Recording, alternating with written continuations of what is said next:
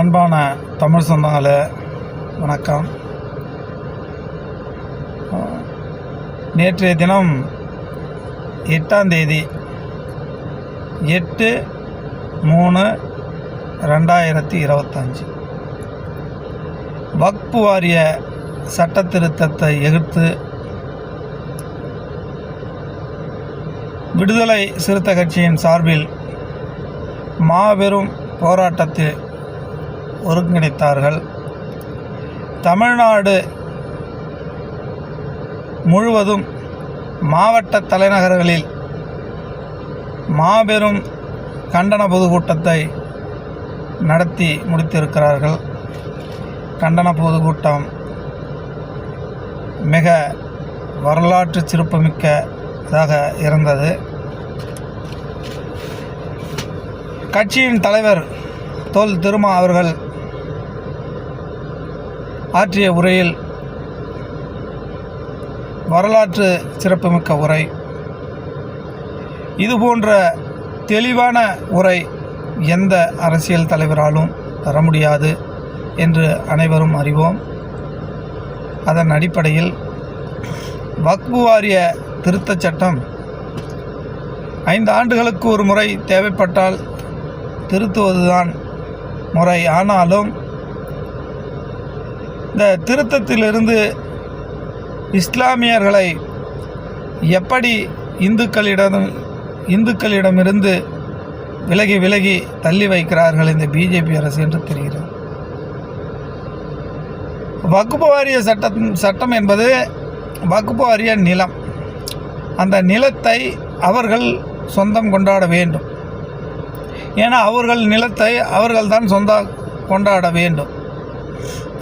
இப்போ நமக்கு ஒரு நிலம் இருக்குது என்றால், இப்போ பக்கத்து வீட்டுக்காரன் சொந்தம் கொண்டாடினா நம்ம கம்மனாக இருப்போமா? அதே போல தாங்க, அது அவருக்குரிய நிலம். ஏறத்தாழ இஸ்லாமியர்கள் இந்தியாவை 800 ஆண்டுகள் ஆண்டார்கள் என சொல்லப்படுகிறது. அந்த 800 ஆண்டுகளில்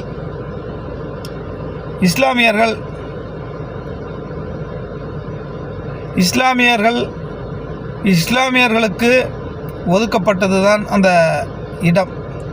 ஏழை எளிய மக்களுக்கு, இடம் இல்லாதவர்களுக்கு அப்படி என்று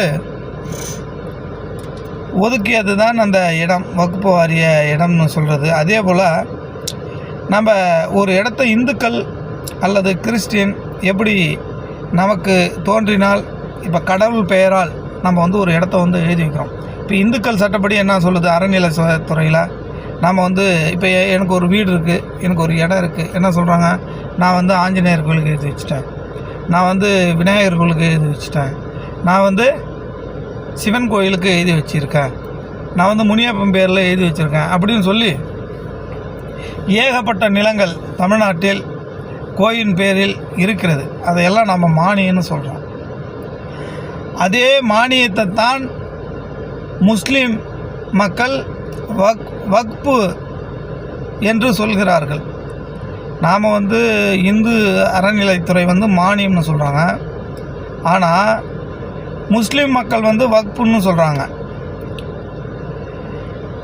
இந்த இந்து மானியங்களை அறநிலைத்துறைக்கு சொந்தமான கோவில்களுக்கு சொந்தமான இடத்தை எப்படி அரசே கைப்பற்றி அரசே எல்லா நிலங்களையும் வகிக்கிறதோ காப்பாற்றி வச்சிருக்குதோ, அதே போல தான் வக்ஃப் நிலங்களையும் முஸ்லீம் நிலங்களையும் கவர்மெண்ட்டு தான் பராமரிக்கிறது. இப்போ கவர்மெண்ட் பராமரிக்குதுன்னா பார்த்திங்கன்னா, ஒரு கவர்மெண்ட்டு எம்பி அல்லது எம்எல்ஏ ஒரு வக்ஃபுக்கு 2 எம்எல்ஏக்கள் வேணும், ஒரு எம்பி வேணும். ஏன்னா அது கவர்மெண்ட்லேருந்து போடுது. அதுக்குன்னு கவர்மெண்ட்லேருந்து பார்த்திங்கன்னா ஆளுங்கள் போட்டு அதை பராமரிக்கிறாங்க. ஆனால் அதில் என்னென்னா முஸ்லீம்கள் மட்டும்தான் அந்த இடத்துல, பெண்கள் ஆண்கள் எல்லாமே அந்த வக்ஃபு சட்டத்திட்டத்துக்கு உட்பட்டு அந்த இது என்ன சொல்லுதோ அதுக்கு ஏற்ற மாரி வந்து பார்த்திங்கன்னா கவர்மெண்ட்டு தான் பராமரிக்கிறாங்க. ஆனால் இதில் பிஜேபி அரசு என்ன சட்டத்திட்டம் கொண்டு வருதுன்னா, ஏற்கனவே இருந்த வக்ஃப் வாரிய சட்டத்தை நீக்கி புதிதாக ஒரு சட்டத்தை கொண்டுட்டு வந்து அவங்க என்ன சொல்கிறாங்கன்னா, இந்த வக்ஃபு நிலம் இதுக்குள்ளே வந்து பார்த்திங்கன்னா இந்த சட்டத்திட்டத்துக்கு வந்து பார்த்திங்கன்னா எல்லா மதத்தினரும் இருக்கலாம் அப்படின்னு கொண்டு வராங்க. அது எப்படி அது எல்லா மதத்தையும் கொண்டு வர முடியும்? நீங்கள் சட்ட திருத்துங்க, ரைட்டு. அதில் வந்து பார்த்திங்கன்னா இஸ்லாமியர்கள் அல்லாதவர் எப்படி வர முடியும்? ஏன்னா அவங்க நிலமாச்ச, அவங்க நிலத்துக்குள்ளே உனக்கு என்ன வேலை? இதை வந்து கிட்டத்தட்ட ஒரு 4-5 மாதங்களுக்கு முன்பே இது வந்து இந்த சட்டத்தை கொண்டுட்டு வந்தாங்க, தீர்மானத்தை கொண்டுட்டு வந்தாங்க நாடாளுமன்றத்தில். அதை விவாதித்து இதை வந்து ஏற்றுக்க முடியாது அப்படின்னு சொல்லி அனைத்து கட்சியும் சொல்லியிருக்காங்க. அப்புறம் அதன் பிறகு என்ன மோடி அரசு என்ன பண்ணுச்சுன்னா ஒரு குழு அமைச்சு அந்த குழுவில் ஒப்படைச்சிட்டாங்க. அந்த குழுவில் வந்து பிஜேபி கட்சிக்காரங்க தான் எல்லாமே இருக்கிறாங்க. அப்போ திரும்பவும் வந்து இந்த வக்ஃபு சட்டத்தை வந்து சரிதான் அப்படின்னு சொல்லி அவங்களே ஒரு திருத்தத்தை கொண்டுட்டு வந்து இப்போ வந்து அது சட்டமாக்கவும் பட்டது. இந்த இஸ்லாமிய மக்களுக்கு எவ்வளவு அநீதி இந்த அரசு ஏற்படுத்தி கொடுத்து இருக்கிறது. ஏன் இப்படி இந்த இஸ்லாமிய மக்களை எதற்காக இப்படி வஞ்சிக்கப்படுகிறீர்கள்? இஸ்லாமிய மக்கள் ஒன்றும் அரேபியர்கள் அல்ல.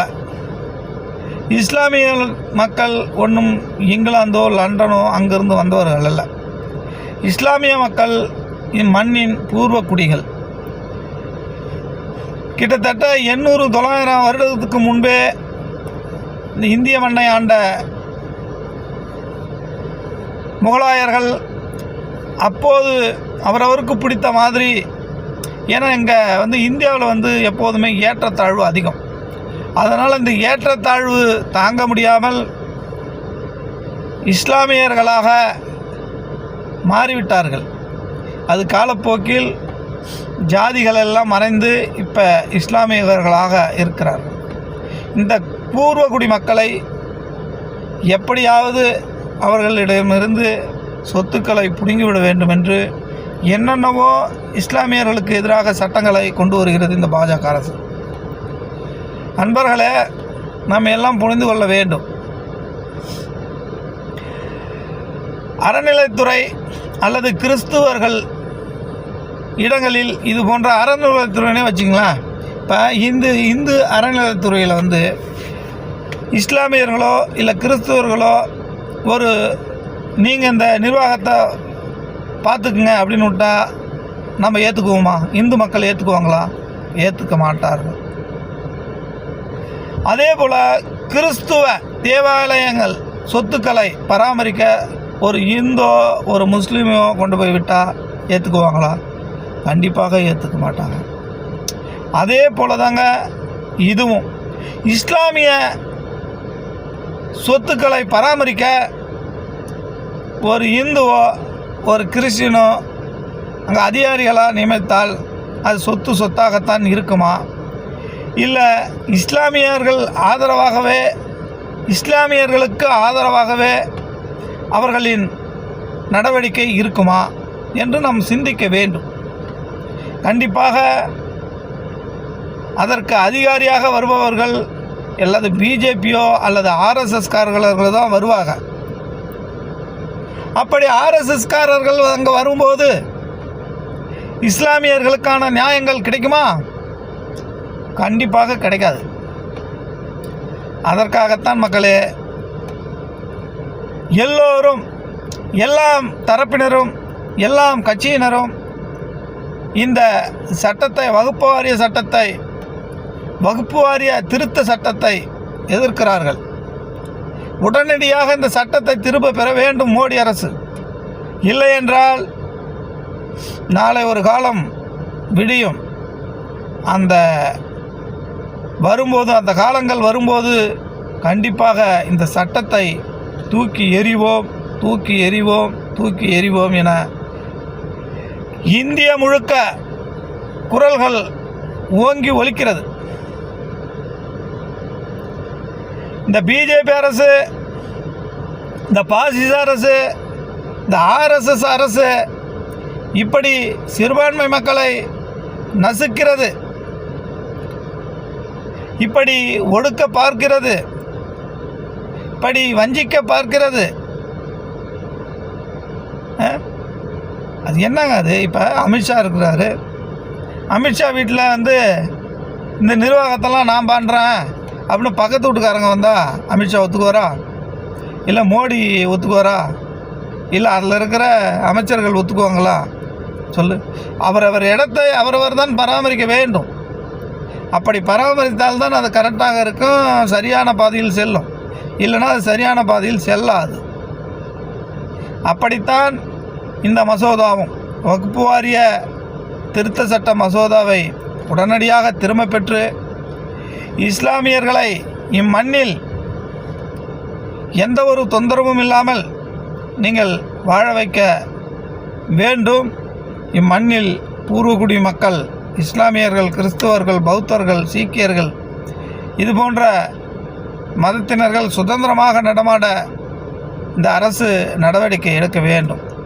இப்படி தலித்துகளையும், இப்படி பிற மதத்தினர்களையும் இப்படி அச்சுறுத்தி கொண்டே இந்த பிஜேபி அரசு இருக்கிறது. இதையெல்லாம் கைவிட்டு எல்லோரையும் சுதந்திரமாக நடக்க விட வேண்டும் என்று கேட்டுக்கொள்கிறேன். நன்றி, வணக்கம். மீண்டும் அடுத்த வீடியோவில்